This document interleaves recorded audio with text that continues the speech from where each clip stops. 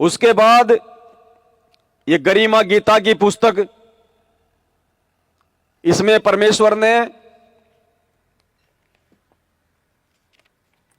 Page number 187, गरिमा गीता की page number 187, इसमें परमात्मा क्या कह रहे हैं? गरीब आग पराई आपनी, हाथ दिए जल जाए। आग चाहे अपनी हो चाहे पड़ोसी की हो, अगर उसमें हाथ दोगे तो क्या होगा? आग ये थोड़ी देखेगी कि ये मेरा मालिक है, हाथ दोगे तो जलाएगी। कबीर आग पराई आपनी, हाथ दिए जल जाए। नारी पराई आपनी, भोगे सब कुछ जाए। परमात्मा कहते हैं स्त्री चाहे अपनी हो चाहे किसी पड़ोसी की हो चाहे कोई पराई हो, उसके साथ यदि हम संभोग क्रिया करते हैं तो परमात्मा कहते हैं भोगे सर्वस जाए। ये अमर वाणी है परमात्मा की। अगर सतलोक के, अगर मोक्ष प्राप्ति के लायक बनना है तो, सारनाम प्राप्ति के लायक बनना है तो, सारनाम का मतलब परमात्मा, और परमात्मा उसी के हृदय में बैठेगा, उसी के अंतःकरण में बैठेगा, उसी के घट में बैठेगा जिसका घट बिल्कुल शुद्ध पवित्र निर्मल निष्पाप और निष्कलंक होगा। कबीर परमेश्वर जी ने कहा है यदि आप वेश्या तथा दुराचारी हो इसलिए हेस समझते हो कि वे पर स्त्री तथा पर पुरुष से भोग विलास करते हैं, गुरुदेव कहते हैं यदि आप किसी को इस बात को लेके हे समझते हो कि वो तो दुराचारी है, वो दूसरी स्त्री या पुरुषों के साथ में इस प्रकार के उसके संबंध हैं, आप अपनी विवाहित पत्नी से भोग विलास करते हैं और अपने को उनसे श्रेष्ठ मानते हो। यानी दूसरों को तो कहते कि वो मतलब वेश्यावृत्ति करता है, वो दुराचार करता है, तो परमात्मा कह रहे तुम अपनी पत्नी के साथ में कर रहे हो वो क्या है? आप अपनी विवाहित पत्नी से भोग विलास करते हैं और अपने को उनसे श्रेष्ठ मानते हो। तो ये विचार करो कि यदि स्त्री मिलन करने से सब भ्रष्ट हो जाते हैं तो आप भी तो स्त्री या पुरुष से मिलन करते हो।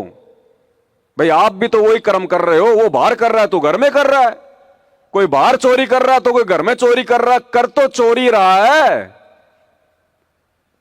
जैसे अग्नि अपनी हो चाहे अन्य की, यदि हाथ दोगे तो जलोगे ही। अग्नि अपनी, अग्नि कोई बचाव नहीं करती। इस प्रकार विचार कर अपने कर्मों को देखो। परमात्मा कहते हैं थोड़े लिखे को ज्यादा समझो।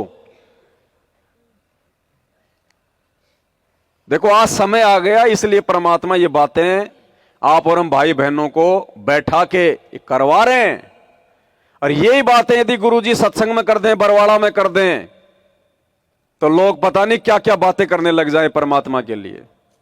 खुद ने तो सारे ऐसो आराम कर लिए, सारे भोग भोग लिए हैं, हमारे बच्चों का समय आए तो ये वो फलाना काहे का बाबार, ये वो तो ये भी बंद कर दो। अरे जब मोटे मोटे जो बुराइयां हैं, जो नियम है, दारू बीड़ी गुटखा, वो ही लोग नहीं छोड़ पा रहे थे, ये कर्म छोड़ देते।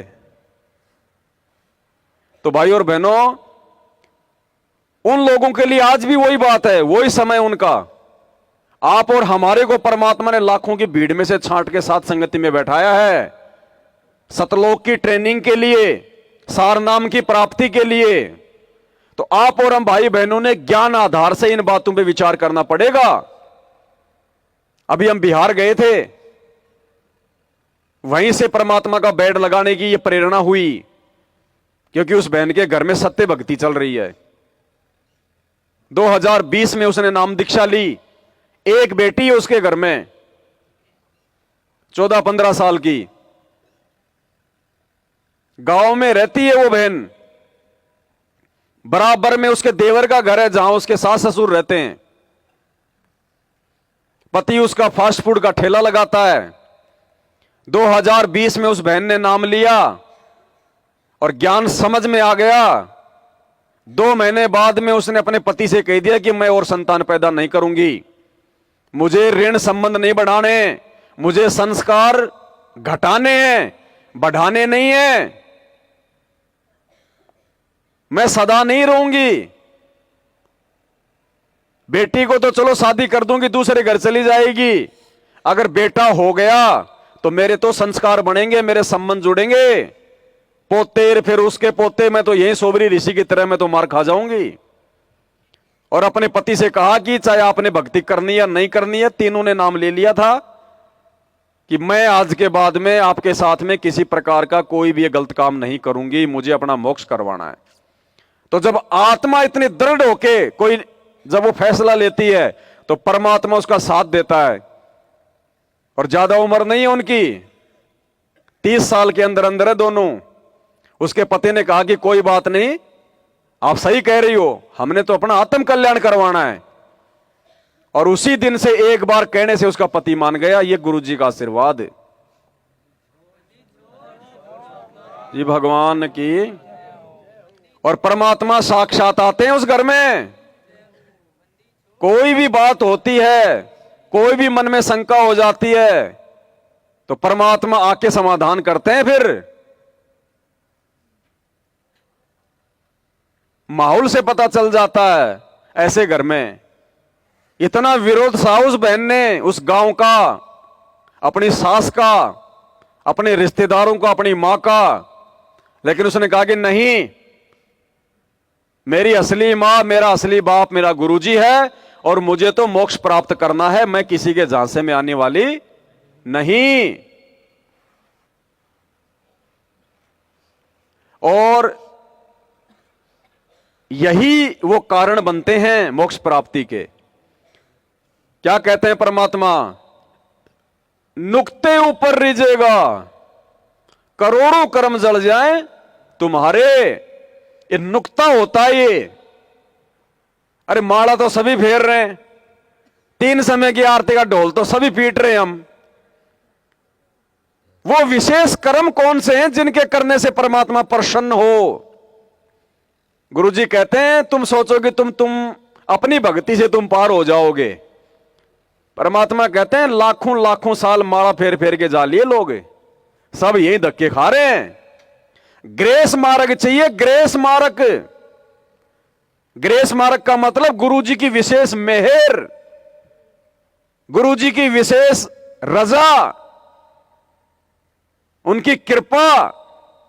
और वो कैसे मिलेगी? वो परमात्मा ने बताया कि भगत जब ऐसा कोई कर्म करता है जो उसके गुरुजी के दिल को छू जाए, क्योंकि गुरु तो अंतर्यामी है, देखने की जरूरत नहीं है, सबके घट में बैठा है। उस भगत के उस कर्म से गुरुदेव ने बताया कि ऑटोमेटिक उसके गुरु की तरफ से एक लहर जाती है, एक मेहर जाती है, प्यार की, आशीर्वाद की। और जब तक वो मेहर नहीं मिलेगी तब तक हम मोक्ष के अधिकारी नहीं बनेंगे। परमात्मा के मुख कमल से सुन लीजिए। कहते हैं इब तुम्हारा जो कल्याण कैसे होगा कि सतगुरु जो तत्वदर्शी संत है उसको नजर निहाल कर कि इतना उनके अनुसार उनके मर्यादा में चल के वो तेरे ऊपर गदगद हो जाए। वो संत के मेरी प्यारी आत्मा परमात्मा को पाने के रास्ते पर बिल्कुल सही चल रही है। तो अंदर से जो एक हिलोर आती है संत के अंदर से, जिस भक्त की, जिस बहन भाई की क्रियाओं से जो प्रसन्न हो जाता है कि ये सही मर्यादा में चला, तो वो जो एक रजा आती है उसके बाद फिर एक उसकी प्रति एक कसक जाती है कि बहुत अच्छी, और परमात्मा अपने बच्चे पर मेहर रखना, ऐसे ही चले। तो वो एक आशीर्वाद आपको एक्स्ट्रा मिलता है जिसको ग्रेस मार्ग कहते हैं। तो यहाँ कहते हैं इन बातों के पाइए कर सतगुरु नजर निहाल है। मान लेते नहीं वो ज्ञान भी हो गया कैसे ऐसे होता तो, और सतगुरु नजर निहाल हुआ नहीं, तुझे सार नाम रे फिर सार शब्द मिला नहीं तो भी बात बिगड़ेगी। इसलिए ये कल्याण कहती है बातें कहन सुन की ना है, कर पाड़ने की है।